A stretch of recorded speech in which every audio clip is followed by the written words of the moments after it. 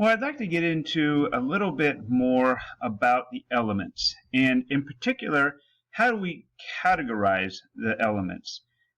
There's lots of different ways to do this, but one way that is helpful for chemistry is to distinguish between a metal and a nonmetal, and then there's a third category called a metalloid.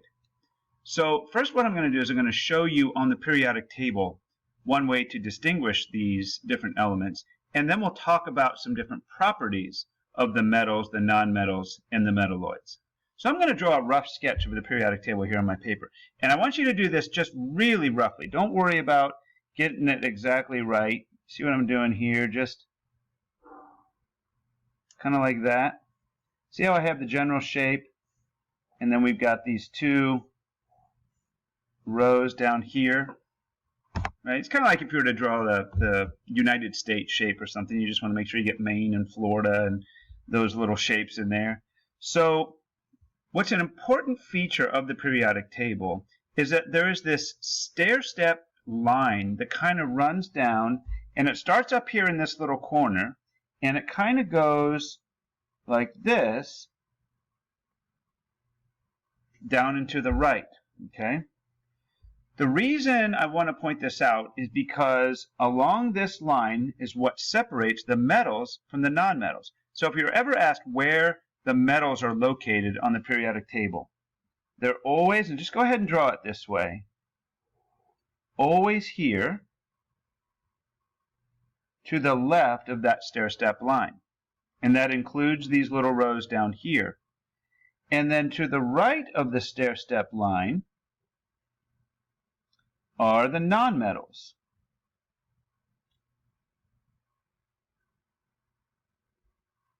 Okay? So if you're asked whether an element is a metal or a nonmetal, you can just look to see which side of the stair-step line it's on, and that will help you to determine that. Now, there are some that don't really fit with metals or nonmetals, and those are what we call, I'll just draw it up here, the metalloids. Sounds like a terrible evil creature from a science fiction movie, doesn't it? Oh no, the metalloids are coming.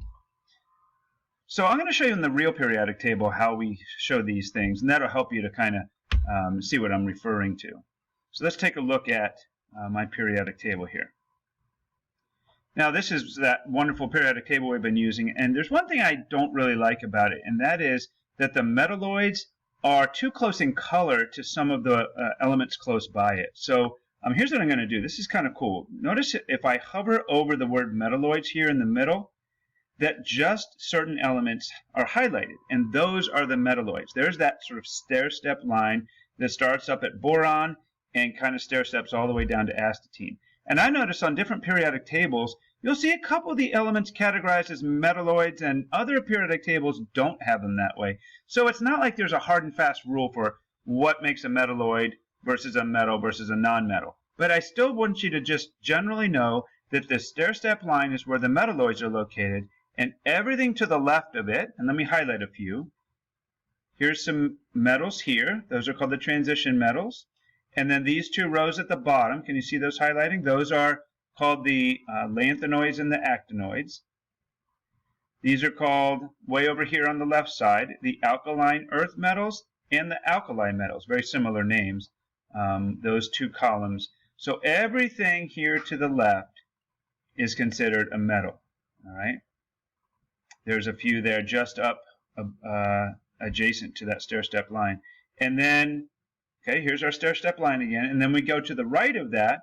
We have some nonmetals in green, and then we have what we call the noble gases. Those are also a category of nonmetals. So when I don't hover over this, you can see again everything left and right of this stair-step line is how we distinguish metals from nonmetals. So what I'd like to do next is just to describe some of the properties or characteristics of elements that are metals or nonmetals, and then metalloids. And I'm going to do this very, very generally. So there's a lot of differences between the metals and a lot of differences between the nonmetals. But I'm going to give you some general characteristics that most of them share, and you just have to understand that there's always exceptions to those. Okay? I'm also going to talk a little bit about some things that we can see on the periodic table that make them chemically metals or nonmetals. So I think a good way to set this up is to just show some differences side by side between the metals and the nonmetals. And what I'm going to say about the metalloids is that they have characteristics that are sometimes a little like one or a little like the other, but usually they're kind of in between these. So I'm not really going to describe anything in particular about the metalloids other than saying that they're not really like either of these. Okay, so let's first talk about the appearance. And I think if you think about the metals that you're familiar with, things like copper, aluminum, silver, and gold, you know that their appearance is generally a shiny solid.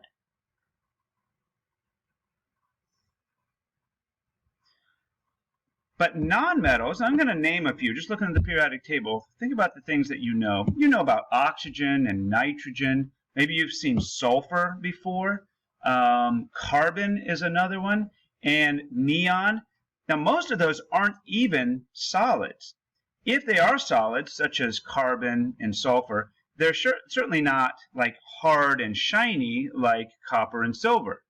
And so they can be either a dull solid, like kind of powdery, or gases. And there are a couple of liquids. There's one metal liquid, that's mercury. You may have seen that before.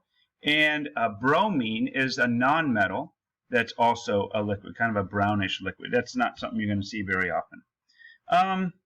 Let's talk about other things about their characteristics that makes them really important, and that is that metals are good conductors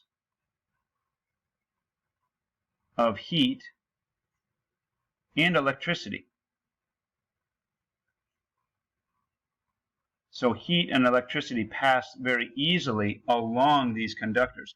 That's why we use aluminum for wires, and we have parts of your furnace would be made out of metal, what we call the heat exchanger. But these are poor conductors. Nonmetals are poor conductors. In other words, another way to say that is that they are good insulators. If you're not a conductor, you're an insulator. As always, if I go too fast, you can just pause it and write as you need to and then continue. Another important characteristic of metals, if you think about what we usually do with them, we will draw them into wires. Like we take a hunk of metal and we get it out of the ground and we dig it out with big machines and it comes out as this ore, and then there's this sophisticated process for separating it all. But we usually just get a lump of this stuff. But if we want to make a wire out of it, we got to draw it into this long, thin wire. And if we want to make, let's say, foil, aluminum foil, we got to hammer it into sheets. Well, we can do that with metals without breaking. But nonmetals, they're not going to be able to do that because they're too brittle. And so we have two words that we use. Ductile means you can shape into a wire.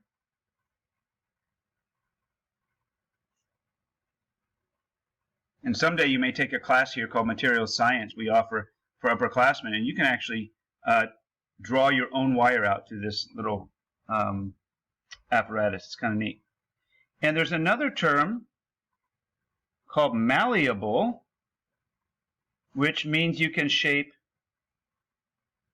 into sheets. Thin sheets of metal are what form the body of a lot of cars. Now, a lot of cars are also plastic, but 50 years ago, every car that was made, they had to take this big hunk of steel and turn it into whatever shape they wanted the body of the car to be. So we couldn't do that with a nonmetal. Nonmetals are brittle. They'll break if you try to stretch them or hammer them into sheets or something. Another property particular to metals is they corrode easily. Now again, some more readily than others. I mean, corroding, things like rusting is corroding. So, one of the problems with metal bodies on cars was they would get wet and you'd have salt on the roads, and eventually there would actually be a chemical reaction on the body of the car, and that nice shiny metal would turn into rust, which didn't make a very good car body. Okay, so another characteristic of metals. Kind of going into a weird shape here. Make sure we separate these kind of a curved line. So I'm going to pull my periodic table down here again and show you something else that we can see when we look at that. Notice, as I said, the metals are over here on the left side, to the left of that stair-step line. And do you remember that the number of outer electrons in the atom is determined or related to the number up here across the top? All right, now this particular version of the periodic table doesn't have those numbers, but the first column here has one outer electron, the second has two outer electrons, and everything here in the transition metals has one or two, and then we have a handful here with 3 or 4. But generally speaking, there are a low number of outer electrons. It turns out for different elements, that's one of the most important characteristics. It determines what that stuff does when it gets around other elements. Does it react? Does it make a new interesting compound? Is it something that we can use to make a new material? That's all determined by those outer electrons. So having a low number of outer electrons considers it a metal. And way over here on the right side, remember over here in these last few rows, we have 6, 7, and 8 outer electrons. And so that's the highest number that you can have. You can't have more than 8 outer electrons. So the ones with high numbers of outer electrons are considered the nonmetals. All right, so let's get this down here. So again, metals have low number of outer electrons. I'm going to use this term again just because I like for you to hear it. Those outer electrons are often called the valence electrons. Okay, so if we talk about those electrons and how we put them into the energy levels, a couple in the first energy level, and then we go out from there and we keep going out and out and out. When we get to that outermost energy level, those are the ones we call the valence electrons. So metals have a low number, and the nonmetals have a high number of valence electrons.